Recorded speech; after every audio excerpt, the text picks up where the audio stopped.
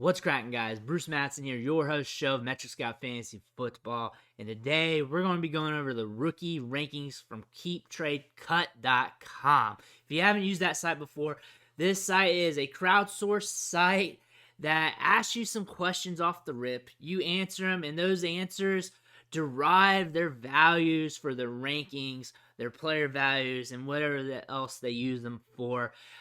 Here today, we're just going to go over the rookie rankings, and we're going to be going over those players one by one. But before we do, make sure you hit that subscribe button. Every subscription fuels me to keep pumping out the content.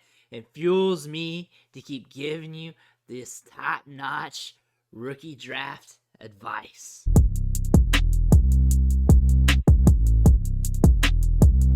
Here we are. Here are the rookie rankings on KeepTradeCut.com. First things first. Breece Hall, first player. This is super flex, 0.5 PPR. This is what we got here. Breece Hall, the number one. Makes sense, especially after the combine. These values were updated 3 minutes ago, so these are up to date. You can look at his chart when you go over his name, let you know where his value has been trending as of late.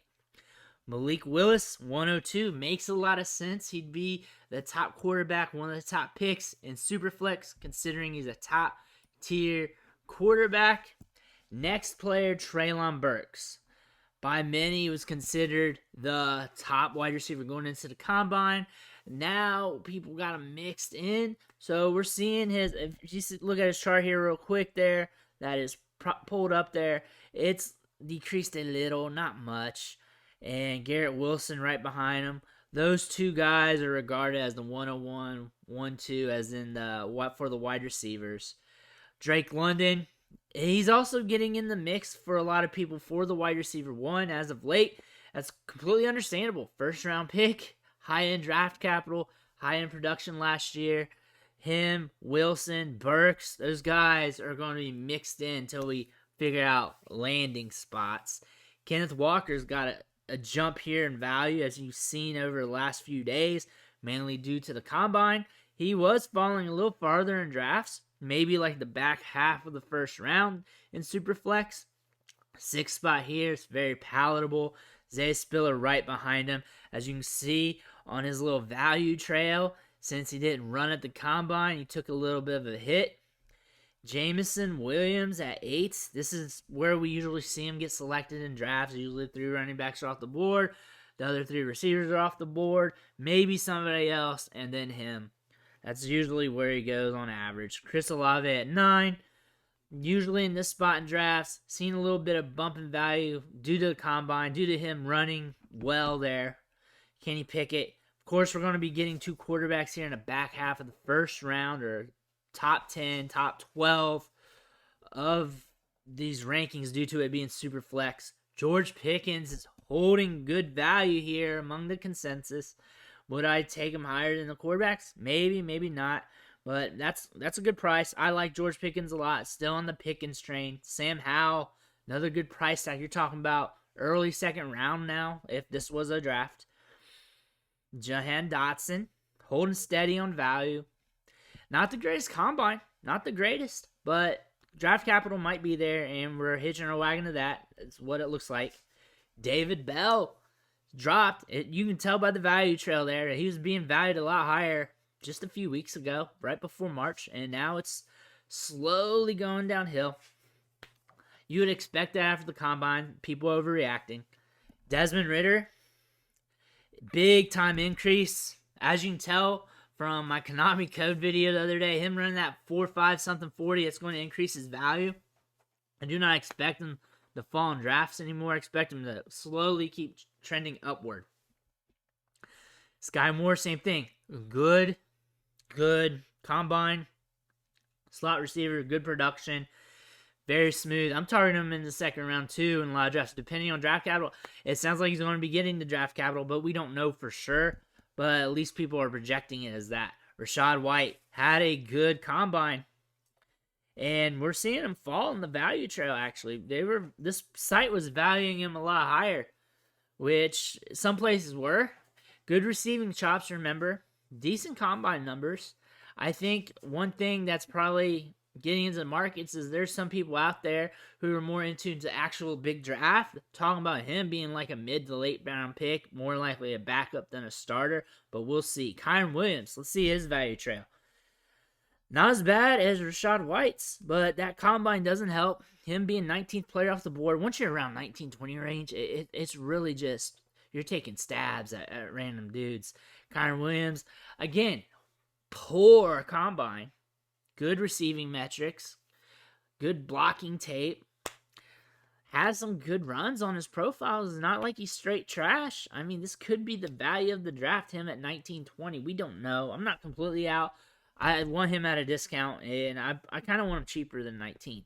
Christian Watson, guy's been trending up since the Senior Bowl. Size, adjusted athleticism for days. Want to see where he goes in the draft. Wandel Robson, look at him tank. He's not a size-adjusted athlete for sure. Good production, broke out with 2 teams. If the value keeps dropping, I'm going to start buying some dips. I like him at a cheap value, purely on production. I'm not getting him as a second-round pick. 21 overall, what is that, mid-second rounder or whatever, mid to late? That's still a little rich. Justin Ross is at 25 down there. I would take Justin Ross over him until the NFL tells me not to. So Justin Ross would be going ahead of Wandel Robinson. Zamir White would be going ahead of Wandel Robinson.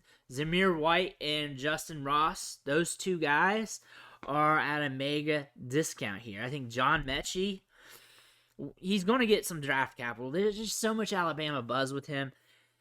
I am interested in that just a little. I'm not going to completely fade it, but it really just depends on where the players I like go in drafts and whether I can obtain them. But he's not really a target either. Wandel Robinson, I want him more in like this range down here. Carson Strong for a super flex. This is just a very cheap price tag. I imagine he's going to at least get top 100 draft capital price, second rounder. People sleeping on him. Tyler Algier. Failed the combine. I mean, didn't do well. Bigger running back. Good production last year. Again, the combine metrics are causing him to dip. It's going to cause a lot of these running backs to dip. But we should expect a combine like this for the running backs. It's not really a great running back class. So it should have been baked in already. Jalen Whittemire going down as well. Brian Robinson, straight line. Really where he goes in the drafts is what's going to matter for Robinson.